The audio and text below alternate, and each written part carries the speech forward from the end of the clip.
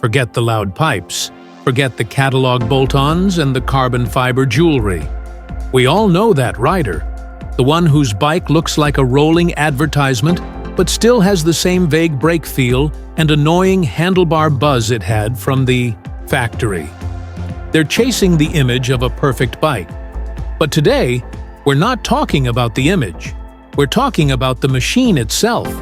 We're going deep, past the surface-level mods, into the hidden world of upgrades that only come from thousands of miles in the saddle, greasy knuckles in the garage, and lessons learned the hard way.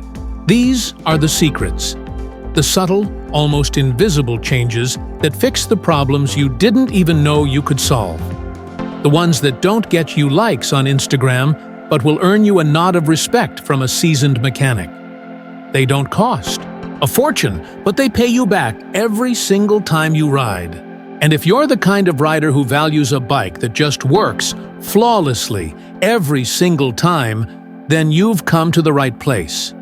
Stick with me through this, because the knowledge we're about to unpack will fundamentally change how you view your motorcycle.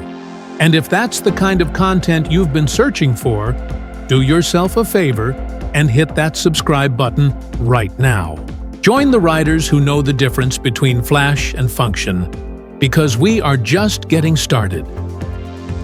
First up, let's talk about your hands. Specifically, that numb, tingling feeling that creeps in after an hour on the highway. You've probably tried different gloves, maybe a new set of grips.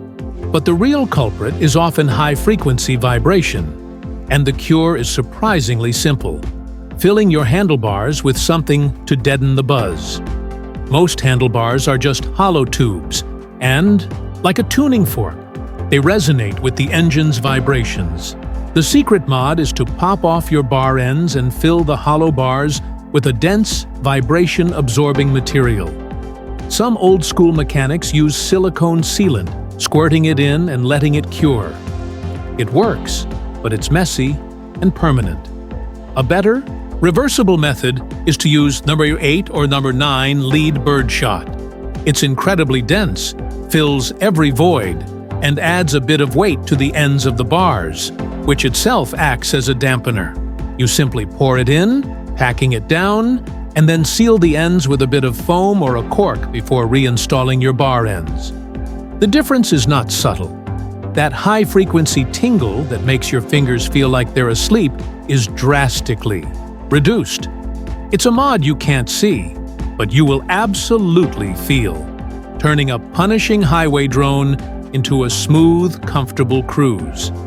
You'll finish a long ride feeling refreshed, not like you've been holding a jackhammer for 3 hours. Next, we need to address an electrical gremlin that haunts nearly every bike, new or old: the factory ground connection. Your bike's entire electrical system, from the spark plugs to the ECU, relies on a clean, solid path back to the battery's negative terminal. Manufacturers, in their quest to save every penny, often use a single, thin wire bolted to a painted or powder-coated spot on the frame. Over time, corrosion, vibration, and heat create resistance at this single point of failure. This is the source of countless mysterious problems: dim headlights, weak spark, intermittent starting issues, and ECU faults that mechanics chase for hours. The expert fix is to build your own grounding harness, sometimes called a star grounding system. You buy a small spool of heavy-gauge, high-quality copper wire, say 10 or 8 gauge, and a handful of ring terminals. You then create a new, dedicated ground path. Run one main lead directly from the battery's negative terminal to a clean, bare metal spot on the engine block. Then, run separate, smaller ground wires from that central point directly to other critical components: the frame, the ignition coils, the regulator, rectifier, and the ECU's ground pin. You're creating a redundant, low-resistance network that bypasses the flimsy factory setup. This single mod can solve problems you've been chasing for years and prevent ones you never knew were coming. Your bike will start faster, your lights will be brighter, and your engine will run smoother, all because its electrical heart finally has a clean, unobstructed path to ground. Let's move to the rear of the bike. Everyone knows about fender eliminators. They're one of the first things people do to clean up the look. But most of them create a new problem. They kick a fire hose of dirty water, mud, and road grime directly onto your back, your tail section, and worst of all, your rear shock and suspension linkage. The shock shaft, with its precision-polished surface and delicate seal, gets sandblasted with grit on every wet ride. This eats seals for breakfast, leading to a leaking, useless shock. The hidden upgrade is to pair your tidy tail with a small, discreet rear hugger or an inner fender liner. We're not talking about a giant, ugly mud guard. We're talking about a small, form-fitting piece of plastic that mounts to the swing arm and shields the shock assembly from the direct spray off the tire. Many sport bikes have them from the factory, but they're often removed for looks. On cruisers or naked bikes, you can often adapt one from another model or even fabricate a simple one out of a sheet of ABS plastic. It lives in the shadow of the tire, completely invisible from most angles, but it acts as a crucial bodyguard for your expensive suspension components. Your shock will last twice as long, your linkage bearings will stay clean, and you'll spend less time cleaning caked-on mud from the deepest crevices of your bike. It's pure function over form, and it's one of the smartest longevity mods you can make. Now, let's talk about something that can save you from being stranded. A fuel pump pre-filter. Modern bikes with fuel injection have an electric fuel pump sitting inside the gas tank. This pump has a filter, usually a sock made of fine mesh, that's designed to catch contaminants before they get sucked into the pump and injectors. The problem is, this filter is inside the tank. To clean or replace it, you have to drain the tank, remove the entire pump assembly, and perform major surgery. Most riders never do it until the pump finally clogs and dies, leaving them on the itchil side of the road. The pro-level mod is to install a secondary, serviceable filter in the fuel line before it enters the tank, or right as it exits. You can use a small, high-quality, inline fuel filter designed for fuel injection systems, often made of sintered bronze or stainless steel mesh. You splice it into the fuel return line, or, on some systems, the main feed line in an accessible spot. This external filter now becomes your first line of defense. It catches the majority of the sediment, rust flakes from gas station tanks, and other junk before it ever has a chance to reach the delicate main filter sock inside your tank. Every few thousand miles, you can unscrew it, clean it with some carburetor cleaner, and reinstall it in 5 minutes. You're extending the life of your expensive, hard-to-reach fuel pump indefinitely. It's a $20 part that provides million-dollar peace of mind. Let's discuss braking for a moment. Not bigger rotors or fancy calipers. Let's talk about the fluid itself. Brake fluid is hygroscopic, meaning it actively absorbs moisture from the air. This moisture lowers its boiling point, which is what leads to that terrifying sudden brake fade during hard riding. You already know you need to bleed your brakes regularly. But here's the secret very few people consider. Where is that moisture coming from? It's seeping in through the microscopic pores of your stock rubber brake lines. Over years, they become permeable, letting in tiny amounts of air and water vapor. The ultimate solution, and one that seasoned riders swear by, is upgrading to stainless, steel-braided brake lines. Most people think this mod is just for a firmer lever feel, and it does provide that. Because the steel braid doesn't expand under pressure like a rubber hose, all of your lever effort goes directly to the caliper pistons. But the hidden long-term benefit is longevity and protection. The inner Teflon, or PTFE, tubing of a quality Braided line is far less permeable to moisture than rubber. This means your brake fluid stays purer for longer. You get a more consistent, powerful brake feel, not just today, but for years to come. Your fluid won't need to be changed as frequently, and the risk of moisture-induced fade is dramatically reduced. It's a safety and performance upgrade masquerading as a simple parts swap. Here's one for the tinkerers, the people who actually do their own maintenance.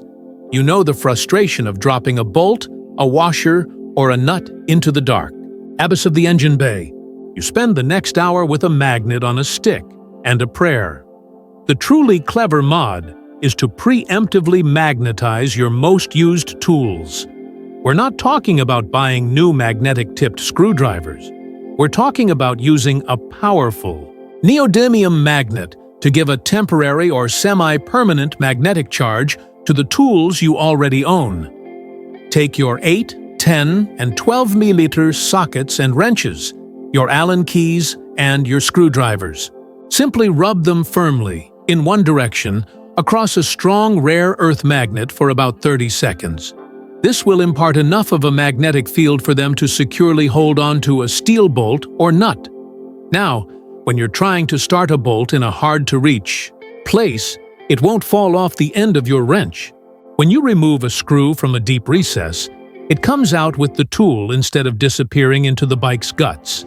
It's a simple trick that turns a frustrating, time-consuming task into a non-issue. The magnetism will fade over time, but you can recharge it in seconds. It costs virtually nothing and will save you hours of searching and cursing. Let's talk about your chain. Adjusting it correctly is critical, but the factory axle block markers are notoriously inaccurate. They're often just stamped, painted notches that can be a millimeter or more off from one side to the other. Riding with a misaligned wheel, even slightly, accelerates wear on your chain, sprockets, and even your wheel bearings, and it can introduce weird handling characteristics. The common solution is a laser alignment tool, which is great. But here's the next level secret. Once you use that laser or a precision measuring tool to get your alignment absolutely perfect one time, make your own permanent, ultra-precise reference marks. Forget the factory notches. With the axle perfectly straight, take a sharp center punch and a hammer. On a flat, visible surface of both your swing arm and your axle block, make a tiny corresponding punch mark.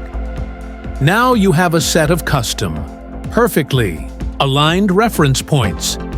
The next time you adjust your chain, you ignore the factory marks completely. Your only job is to line up your own punch marks on both sides. You know, with 100% certainty, that your wheel is dead straight, every single time. It's the measure once, cut twice philosophy applied to your drivetrain. It takes an initial investment in precision, but it pays off with faster, more accurate adjustments for the life of the bike. Here's a comfort mod that's almost invisible. Look at your foot pegs. On most sport or naked bikes, they're designed for a track-oriented body position, placing your knees high and tight. For a long road trip, this can be agonizing. The secret is not to buy expensive, fully adjustable rear sets, but to install simple foot peg lowering blocks. These are small, machined aluminum blocks that bolt into the stock peg mounts and relocate your foot pegs down and slightly forward, usually by about an inch. It doesn't sound like much, but that 1 inch can completely change the ergonomics of the bike. It opens up the angle of your hips and knees, relieving pressure and preventing cramps. It makes the transition from sitting to standing on an adventure bike effortless. They are far cheaper than rear sets, install in minutes, and are usually subtle enough that they don't drastically change the look of the bike or compromise ground clearance for street riding. It's one of those aha moments. You install them, go for a ride, and suddenly realize this is how the bike should have felt all along. It's a targeted, effective solution to a very common comfort problem. Let's go back to the electrical system. You've added heated grips, a GPS, maybe some auxiliary lights. Where are you getting the power? Most people use sloppy, unreliable vampire clips to tap into existing wires, or they stack a messy pile of ring terminals on their battery posts. This is a recipe for disaster. It creates weak points, invites corrosion, and makes troubleshooting a nightmare. The professional, hidden mod is to install a dedicated switched power distribution module, often called a fuse block, or PDM. This is a small box that connects directly to your battery with a single heavy-duty fused wire. It then provides you with multiple, individually fused circuits. The key is to wire the PDM's trigger to a switched power source on your bike, like the license plate light wire. Now, all your accessories get clean, fused power directly from the battery, but they only turn on and off with your ignition key. There's no risk of accidentally leaving something on and draining your battery. All your accessory wiring is neat, organized, and protected in one central location. It's tucked away under the seat or in a side panel, completely out of sight. It makes adding or removing accessories a simple, clean, plug-and-play process. It is the single best electrical upgrade you can make to a bike you plan on keeping and customizing. Now, for a tiny, almost laughable mod that has a huge impact on your clutch feel. Over time, the end of your clutch cable, the little barrel-shaped nipple that sits in the lever, starts to wear a groove into the soft aluminum of the lever itself. This creates a point of friction and a sloppy feel. You pull the lever, and instead of a smooth pivot, the barrel has to climb out of the little ditch it's dug for itself. It makes the pull feel gritty and inconsistent. The fix costs pennies and takes 2 minutes. You need a small brass or bronze washer, often called a lever shim, that fits over the pivot pin and sits between the clutch lever and the perch. This tiny washer removes the side-to-side slop of the lever, forcing it to pivot perfectly straight. Secondly, and more importantly, a dab of high-quality waterproof grease in the barrel nipple socket. Not WD-40, not chain lube, but a thick, tenacious grease like marine-grade grease. These two tiny additions, the shim and the right lube, transform the feel of a cable clutch. The slop is gone, the grit is gone, and the pull becomes buttery, smooth, and linear. It will feel like a brand new high-end hydraulic system. It's a detail that 99% of riders overlook, but one that you will appreciate with every single gear. Change. Let's talk about a silent killer of performance: heat soak. Specifically, the heat from your engine and exhaust cooking your airbox. Your engine wants to breathe cold, dense air. The colder the air, the more oxygen it contains, and the more power you make. But on many bikes, the airbox is positioned right, above or next to the hot engine. After sitting in traffic or riding hard on a hot day, the airbox and the air inside it become superheated. When you open the throttle, your engine is inhaling hot, thin air, and performance suffers. You can feel the bike becomes sluggish and lazy. The old-school hot rodder's secret is to apply reflective heat-shielding material to the outside of your airbox, specifically on the sides facing the engine. You can buy adhesive-backed gold foil or silver thermal barrier sheeting. You simply cut it to shape and apply it to the bottom and sides of the airbox. This material reflects a huge percentage of the radiant heat coming off the engine, keeping the airbox itself and the air inside it significantly cooler.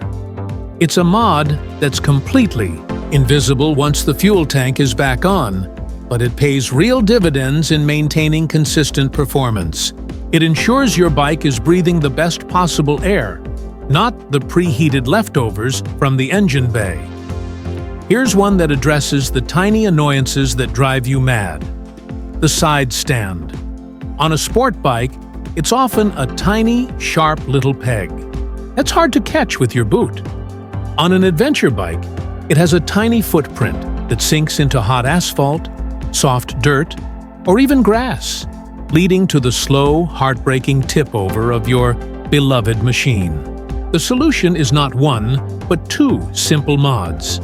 First, for the hard-to-find stands, drill a small hole in the tang and attach a small, durable loop of paracord, or a CNC-machined side stand getter.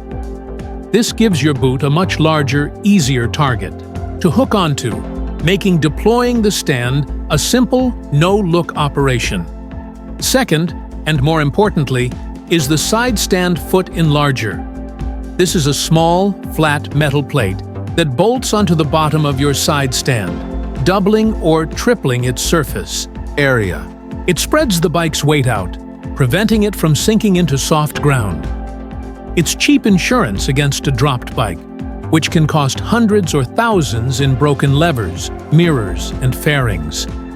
It's a rugged, practical part that solves a very real, very common problem. Let's discuss vision. Not just looking where you want to go, but being seen. Reflective tape is great, but it can look tacky. Here's a stealthy application that's incredibly effective. Apply a strip of black, retro reflective tape to your fork lowers and the rear edges of your swing arm.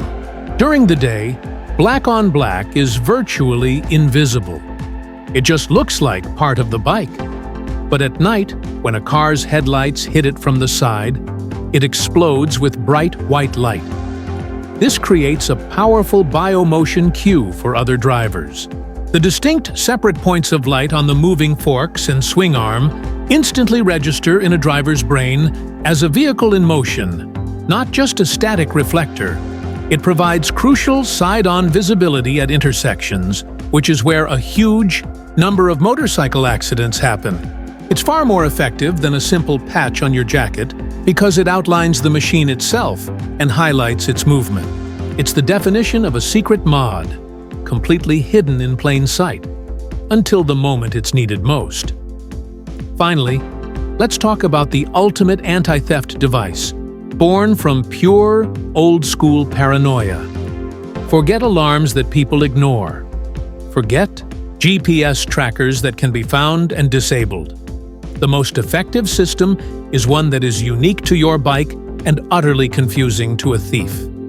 It's a hidden kill switch, but with a twist. Don't just wire it to the ignition. Thieves know to look for that. Instead, wire a small, waterproof, momentary push-button switch in series with a critical but non-obvious sensor. A great candidate is the kickstand safety switch or the clutch position sensor. You hide this button in a place only you would know, under the edge of a fairing, behind a frame spar, inside the lip of the seat. The trick is this. To start the bike, you have to hold this hidden button down while you press the main starter button. Without that secret handshake, the ECU thinks the kickstand is down or the clutch isn't pulled in, and it will refuse to send power to the starter relay.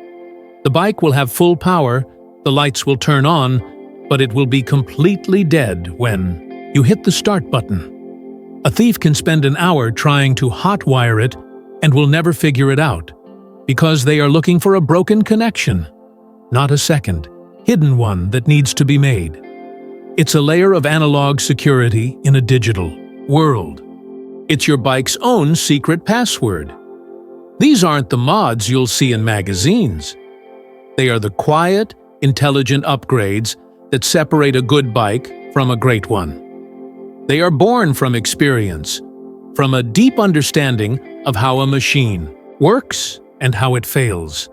It's about a smoother ride, a more reliable engine, a safer journey, and a deeper connection to the machine you love. It's about solving problems, not just adding parts. The real art of motorcycling isn't about how fast you go, but how well you know your ride. So take these ideas, make them your own, and start building a smarter bike, not just a louder one. Let me know in the comments which of these you're going to try, or better yet, share one of your own hidden mods that the world needs to know about. Ride with your head, not just your wallet, and I'll see you on the road.